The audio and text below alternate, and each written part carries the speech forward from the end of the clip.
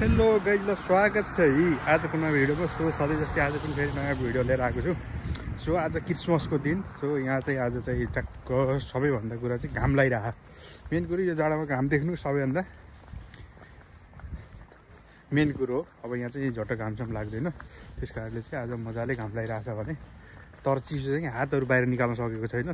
त्यो हात कसरी निकालेर बाहिर भिडियो बनाउँदा पनि हालत चाहिँ खराब भइरहेछ भने।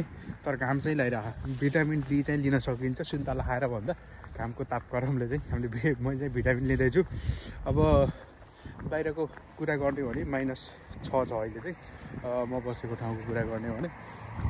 सो यहाँको दृश्य चाहिँ अब चाहिँ घामले भरिपूर्ण छ, बवाल देखिरहेछ। अब अँधेरो हुने बेला पनि भयो है। अब केही छिमेरमा अँधेरो हुनेछ, 1 घन्टामा अब अँधेरो हुन्छ। यस्तो घाम लागिरहेको, त्यो सूर्य डुब्न लागिसकेको छ। अब त्यहाँबाट चाहिँ अब अँधेरो हुने बेला भइसक्यो। अलिक चम्किला घाम लागिरहेको भने अब केही छिनमा चाहिँ मजाले अँधेरो हुनेछ। खोलाको दृश्यको कुरा गर्ने हो भने अब समरमा डेली आउने खोला अहिले चाहिँ ठ्याक्क सुनसान भएर म लगभग 3 महिनामा आएँ क्या। 3 महिनापछि चाहिँ म चाहिँ अहिले चाहिँ खोलामा आएको छु। सो यहाँको दृश्य मान्छेहरू आज अलिक थोरै घाम लागेको कारणले चाहिँ आइरहन्। अब अँधेरो हुने बेला पनि भयो होइन। सो त्यहाँ अहिले मान्छेहरू अब छुट्टी छ, बिदा छ 3 दिनसम्म। आज दोस्रो दिन क्रिसमसको दिन एकदम मजाले इन्जोय गर्ने, घुम्ने, आफ्नो फ्यामिलीसित बस्ने यताउति भइरहेछ है। सो रमाइलो छ। अब हिउँले गर्दा यो रुखहरू सुकेर पातहरू झरेर अब कपडाहरू लगाइरहेको छैनन्।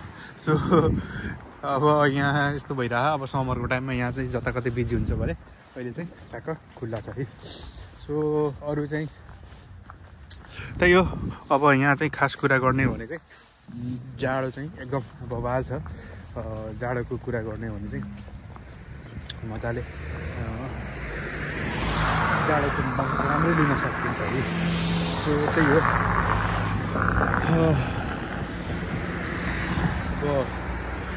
अब जाडोमा बाहिर पनि हुन्छ। मलाई चाहिँ एकदम जाडो चाहिँ ठिक लाग्छ। तपाईँलाई लाग्यो होइन।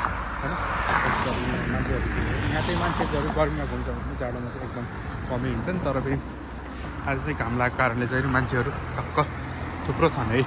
सो आज चाहिँ यस्तो भिडियो बनाऊँ घाम लागेको बेलामा।